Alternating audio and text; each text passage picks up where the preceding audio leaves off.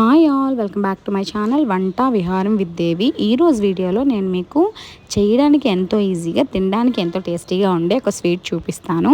దానికోసం ముందుగా 500 ml milk తీసుకోవాలి. అందులోనే 50 grams sugar and 50 grams cornflour తీసుకోవాలి. తీసుకొని స్టవ్ ఆన్ చేసుకొని స్టవ్ మీద పెట్టుకొని బాగా తిప్పుతూ ఉండాలి. తిప్పినప్పుడు మీకు తెలుస్తుందన్నమాట, కన్సిస్టెన్సీ అనేది చేంజ్ అవుతుంది, అది థిక్గా అవ్వడం స్టార్ట్ అవుతుంది. ఈ తిప్పుకోవడం అనేది ప్రాసెస్, బట్ నియర్లీ ఒక 15 minutesలో అయిపోతుంది స్వీట్ తయారు చేయటం.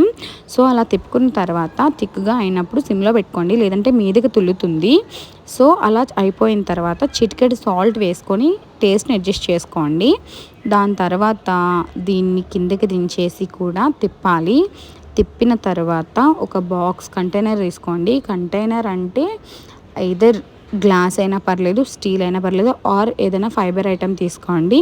తీసుకొని అందులో వేసేసుకొని 2 hours మీరు ఫ్రీజర్లో పెట్టుకుంటే అంటే కూల్గా ఉంటుంది, తినడానికి కూడా ఎంతో బాగుంటుంది. దాని తర్వాత దాన్ని బైట్స్ కింద కట్ చేసుకోవాలన్నమాట. కట్ చేసుకొని మిల్క్ పౌడర్ పాలపిండిలో ముంచుకొని తింటే, యాక్చువల్గా దానికి పాలపిండి అద్దడం వల్ల పైన పాలపిండి టేస్ట్ తగులుతూ లోపల స్వీట్నెస్ తక్కువ ఉంటుంది, కానీ చాలా బాగుంటుంది. షుగర్ తక్కువ వేసుకుంటాం కాబట్టి స్వీట్నెస్ తగ్గుతుంది.